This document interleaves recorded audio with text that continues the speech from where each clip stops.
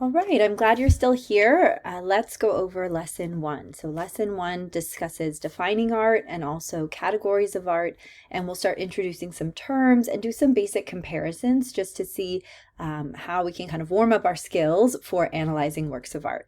So first of all, what is art? And usually when I ask this question to an in-person class, students will often respond with ideas of art being connected to the emotions, reflecting how an artist feels. And that's true very much today. We see a lot of artists who connect their practice to an emotion of some kind or an experience they went through. It's very personal in a lot of ways. We don't see all artists doing that today, but it is very common. In the past, however, artists tended to respond to their commissions. What were they being asked by a commissioner or a patron to create? Maybe a religious institution or a political institution was asking an artist to create something, or there was a very wealthy individual who wanted something for their home. Then the artist would have to create what they wanted, but the artist had some freedom in terms of style. Maybe they didn't have a lot of freedom in terms of subject, what was represented, but how they represented it. They had some freedom there.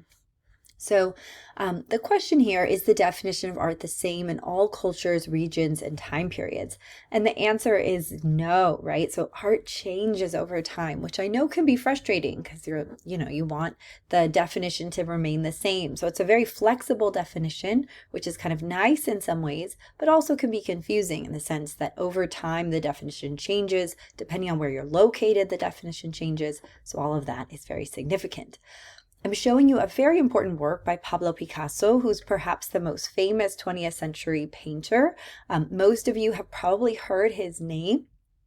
Picasso was born in Spain, but then spent most of his artistic life in France and spent a good amount of time there in kind of the middle to later part of his life. So he's considered a Spanish painter, but deeply connected to a lot of the artistic happenings of Paris and of France.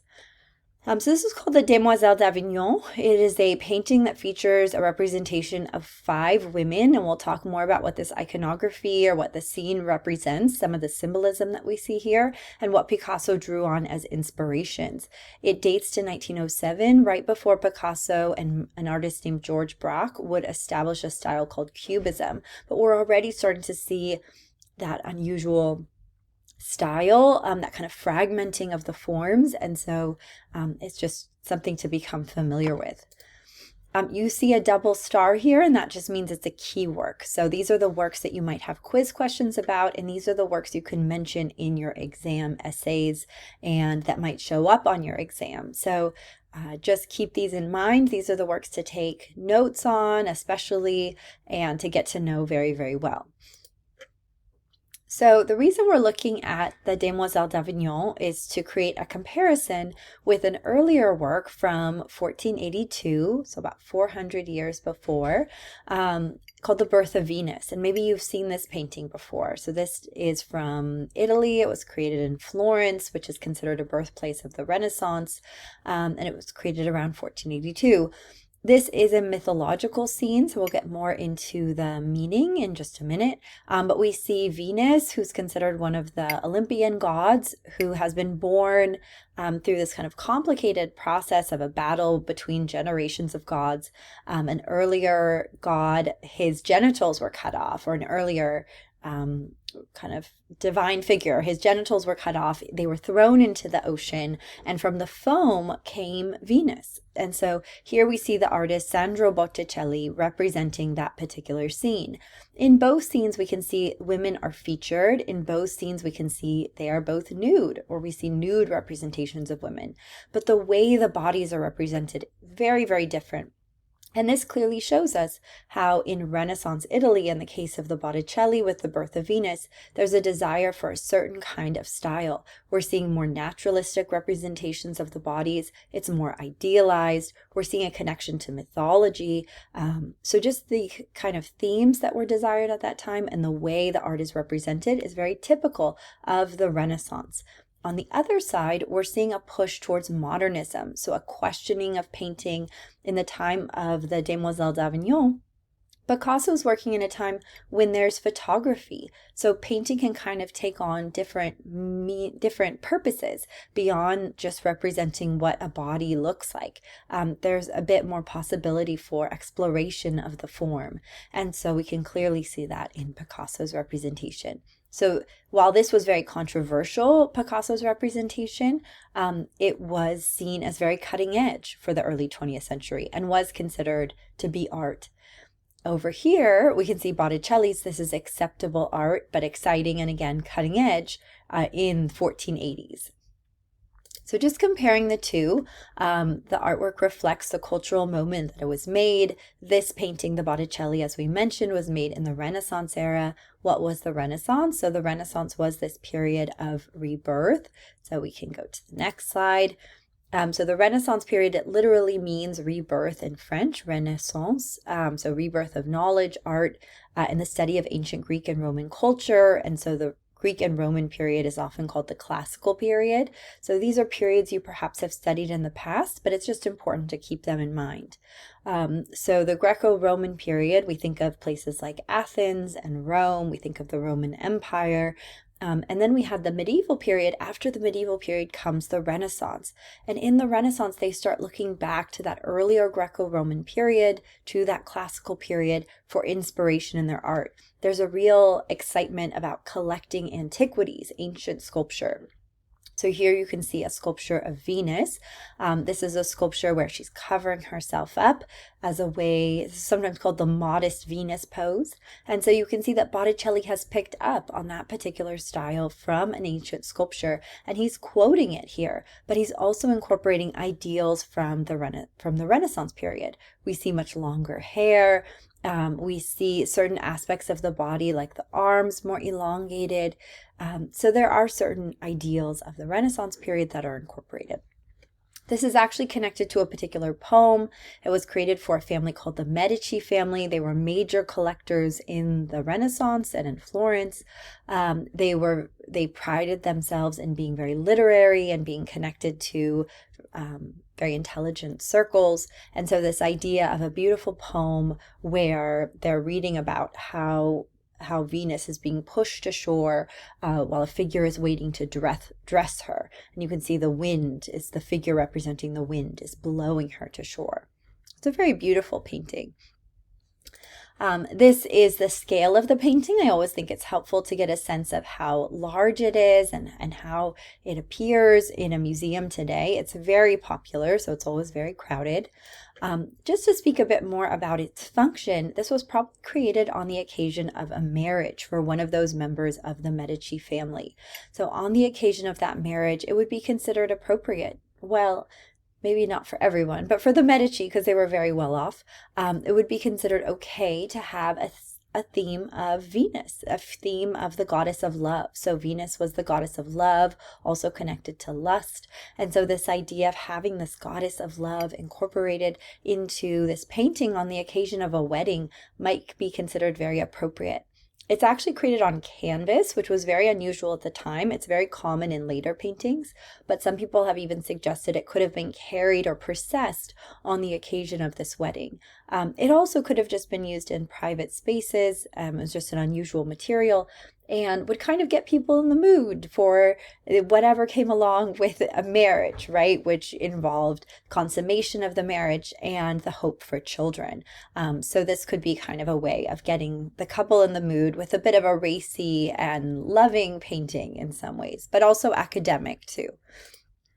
The site of Florence, I just wanted to show you the city of Florence very quickly. Florence is very famous for its large cathedral with its monumental dome. So we're seeing the cathedral here, and you can still see a bit of the footprint of the city, and some of the scale of the buildings in some ways still approximates what we might have seen around the time of the Medici period. There certainly are a number of changes, but it still has many, many buildings that date back to the time of the Medici. All right, let's dive into the Demoiselles d'Avignon a bit.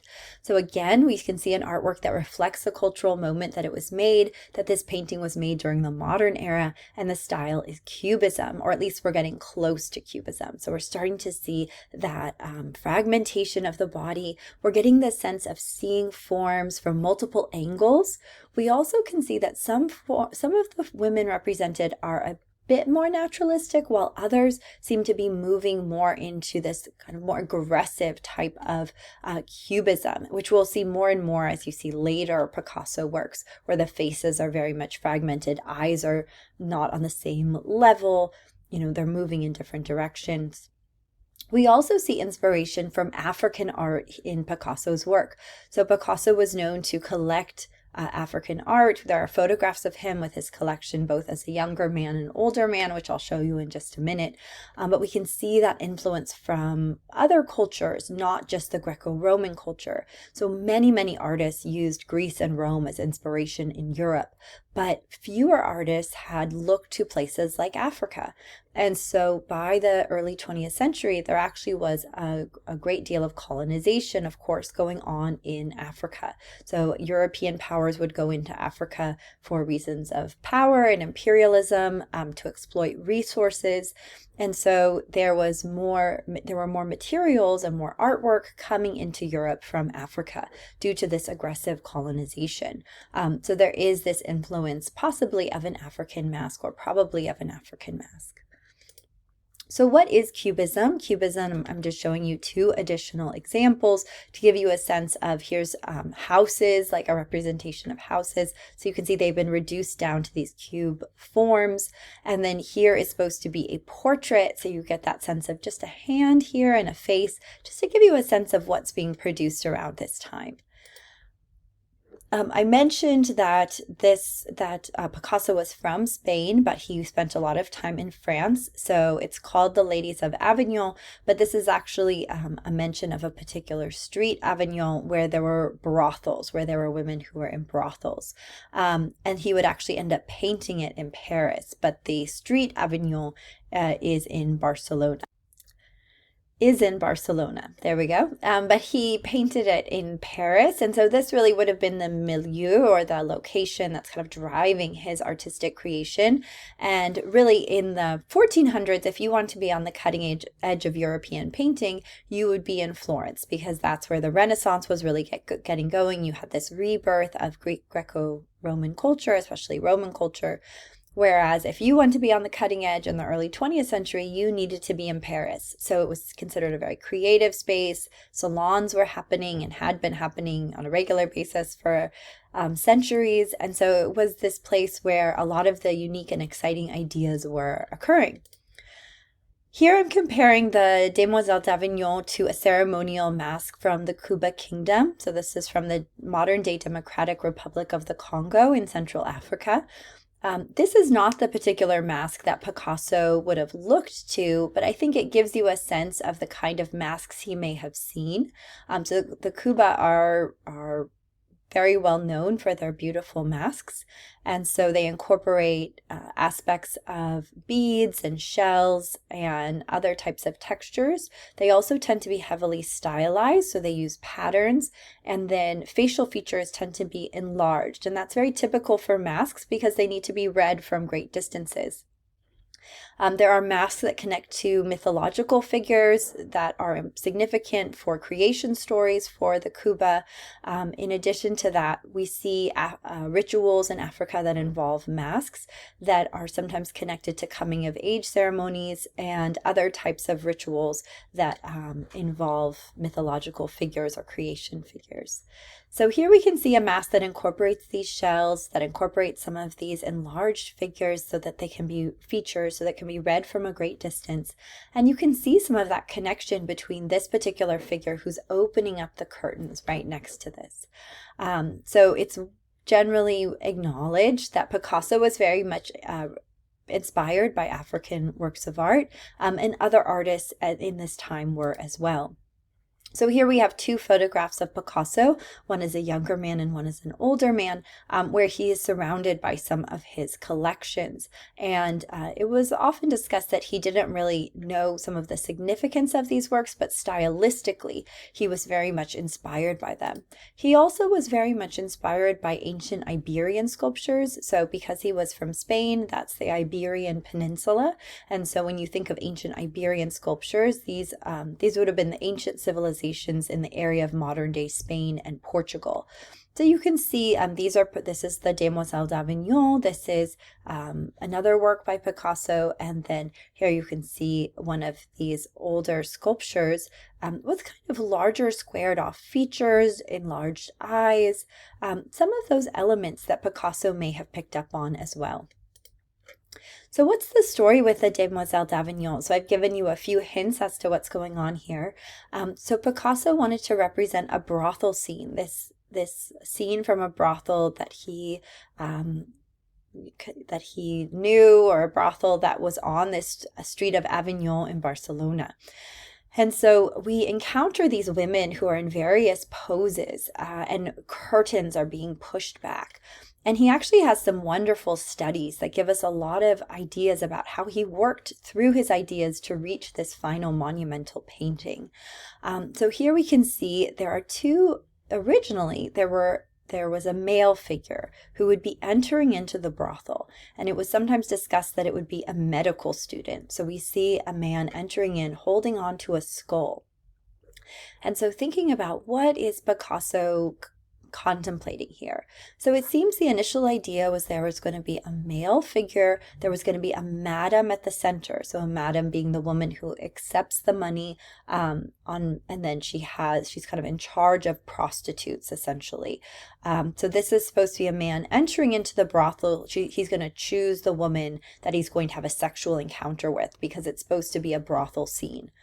Picasso then begins exploring this idea of a medical student, or thinking about a medical student in one of his sketches. He does a close-up of the profile, and he thinks about having this particular skull represented. What's going on with the skull, right? So the skull has a very, very long history in art history, and it is a reminder of mortality. It is a reminder of death. And so the idea is that most people go around day to day and don't want to acknowledge our own mortality, that eventually, our lives are going to come to an end. And so artists sometimes would incorporate these elements called memento mori, which are a way of reminding you of your mortality, and it catches you, right? Because you're kind of going along, you're looking at some paintings, and all of a sudden you go, oh my gosh, I remember. And so this figure entering in holding the skull is has this long history as a memento mori, as a reminder of death.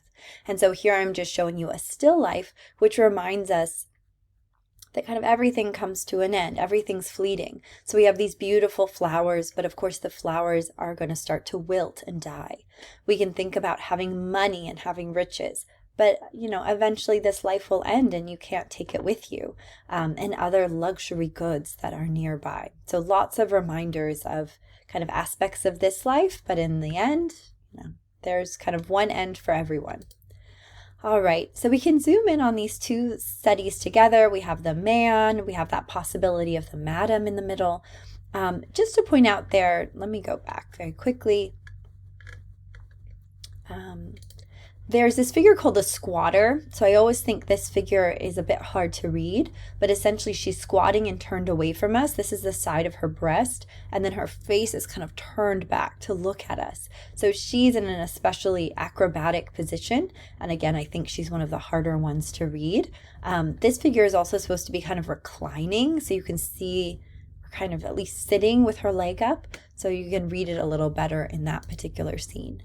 And so here again, the squatter, the one who's sitting with her leg up, but he starts to edit out the scene. He realizes he's going to remove the man. Picasso's going to remove the man, pulling back the curtain. He's going to remove the madam. And he's clearly using a work by Juan de Pareja as an inspiration. So Juan de Pareja worked in the circle of an important Spanish painter named Diego Velázquez. So there are three super important Spanish painters, and that would be Diego Velázquez, Goya, and then Picasso. So Picasso would be the third very important Spanish painter. But Juan de Pareja was in the circle of Velázquez, and you can see some nice similarities here. You have a male figure off to the side, gazing out to the viewer. You have curtains off to the side, but rather than having men here where Jesus is coming in and calling St. Matthew to come and do good work, he has a man coming in to make a choice at the brothel. Here I'm showing you how the artwork looks in the museum. Today it's in the Museum of Modern Art in New York, which is probably the most important modern art museum in the United States and perhaps the world. It's a very important modern art museum. But in the end, what's the goal for Picasso? What's the goal with this particular scene? And so if we just kind of go back to that original scene, what has he done? He's cleared out those extra figures, and you become the man. You become the medical student or whoever the character was who's supposed to be entering in. You come in, you're having that encounter with the prostitutes. You're the one that has to make the choice, but you're having this kind of existential crisis or this moment. These figures become almost monstrous before your very eyes. And you do have this intense encounter that becomes perhaps like a memento mori, where you remember your own mortality, where you remember your own existence and your own temporary existence. So it becomes a frightening and intense moment for the viewer who becomes the figure entering into the brothel. So that's the key element of this particular scene. We also have this kind of jutting quality of a table that cuts into the scene with fruit, and fruit often has elements of fertility or sexuality symbolism that's connected to these fruit. But here, of course, it's very different. It's a little bit more challenging. All right, let's think a little bit about aesthetics. So the aesthetics here are very different. Aesthetics is a branch of philosophy. So maybe you've taken a philosophy class and thought about different philosophies of living and interpreting different aspects of life. So aesthetics is a branch of philosophy that deals with art, its sources, forms, and effects, and it reflects a culture's preferences. So something you maybe have heard before is, do you find something aesthetically pleasing? And so if you were in person, if you were in my in-person class, I would say, does our culture find these paintings aesthetically pleasing? And often it kind of splits up half and half. I might have half my students who find the works of the Renaissance very aesthetically pleasing, whereas maybe the other half of the class prefer the more modern style of Picasso. So just thinking about that overall style. And aesthetics is all about what a culture has decided is beautiful, ideas of beauty in a culture, and that can be extremely subjective. If you look back at older paintings, something from a particular period might seem unattractive to you, but to a viewer from that time, it may have been extraordinarily beautiful because and this has sometimes been discussed as the period eye, like the way that you see is often shaped by your culture and by what you've experienced. But aesthetics is a way of interpreting what people find beautiful. And so aesthetics is an important part of determining what is art. All right, so let's start going into our style vocabulary because you'll be doing a description really soon of an artwork. So for the style vocabulary, for this one, you'd want to use the term naturalistic. It has recognizable imagery that is imitating how it looks in nature, at least in some ways. Some people say Botticelli's work has a little bit too much of outline around it. Those trees are perhaps a little bit too straight, but it's very recognizable and thus it would be considered naturalistic. It is representational. It contains entities from the world in recognizable form. So we can recognize that this is supposed to be a female figure. We might not recognize right away that she's supposed to be a goddess, but if we know the story, we can start to interpret some of that. We can see that this is a sea or at least a body of water. We can recognize trees. So that tells us it's representational. It's representing something. In addition, it's idealized. So we have natural imagery that is modified, that strives for perfection within the culture's aesthetics. So this is probably what a viewer in the 1480s in Florence thought was the height of beauty, the height of sophistication. So lots of surface detail, figures that were very pale. There's gold outline on the shell, for example. So maybe that would have been considered very aesthetically pleasing. So certain aspects would have been considered really beautiful at the time.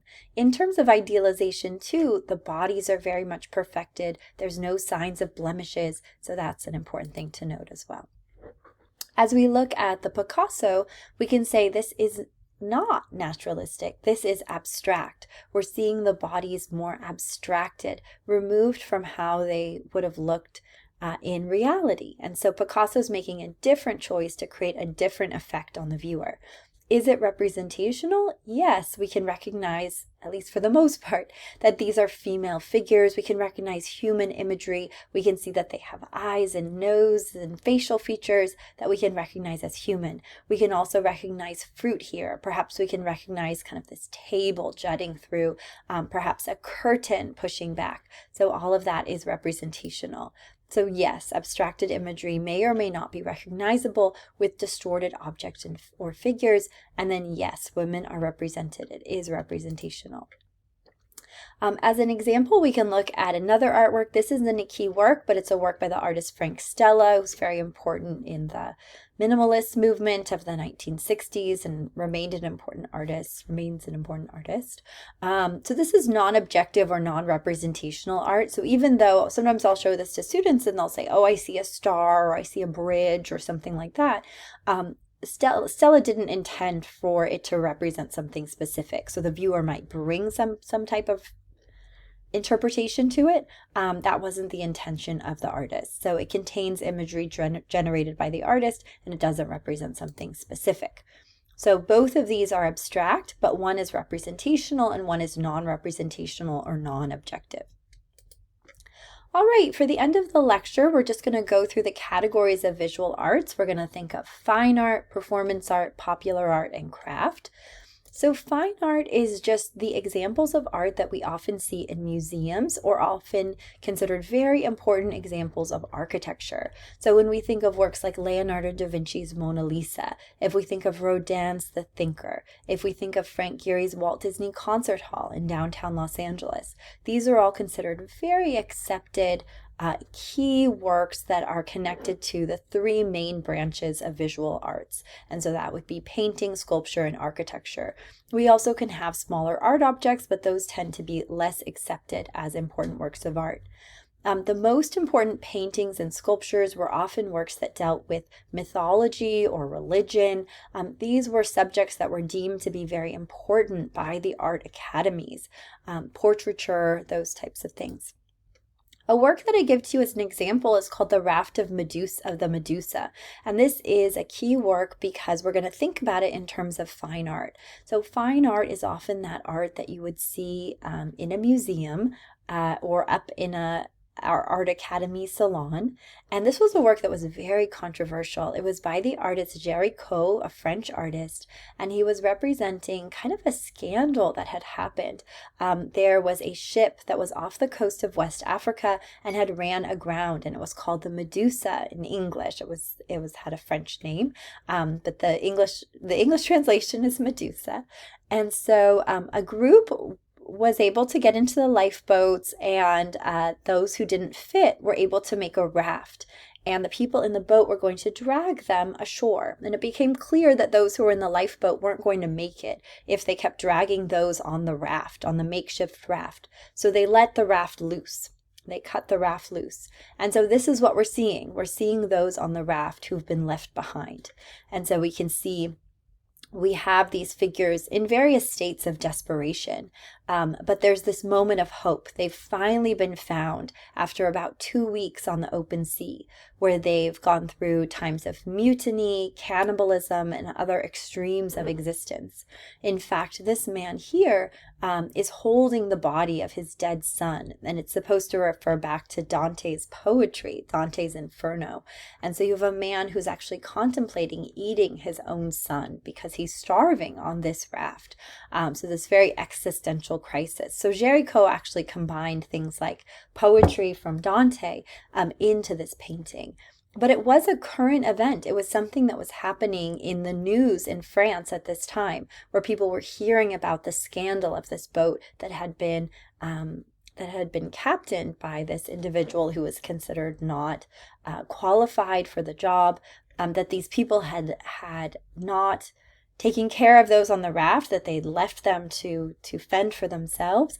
And then those on the raft had gone through this terrible, extreme existence. And so just on the horizon, there's a boat coming to save them. And so when this was created, many people said, oh, this isn't fine art. This isn't considered on the same level as a major religious or historical painting or mythological painting. But eventually this became known as an extremely important work. It's a style called Romanticism, where you have a lot of drama in the landscape and in the emotions of the people. There are these crashing waves and these deep, dark colors, and the tones are very, very dark. So all of that incorporated creates this amazing sense of drama with a very disturbing scene. And you can see how large the painting is. So people were surprised that he would represent a more current event in this very large scale. And there's a close-up of that father and son. There's a close-up of the figure trying to get the attention of the ship that's going to save them. And this individual is actually of African heritage. And so this may be Géricault's way of demonstrating his support for trying to get rid of slavery and the mistreatment of those of African heritage who were often enslaved, like in America, like in the United States, and also in other places. But there was a movement to try to get rid of slavery. This is just a sketch. You can see how he used sculpture for inspiration. All right, next we'll move on to popular art. So popular art is what you mostly see all of the time, advertisements, music videos, things like that. So you're probably inundated with different items and visuals all the time. The artist I wanted to use here is Takashi Murakami, who's a Japanese artist. He has a character, Tantanbo, that he uses very frequently. Tantanbo is kind of reminiscent of Mickey Mouse, so you can see this here. So he's certainly playing into some common imagery of the time.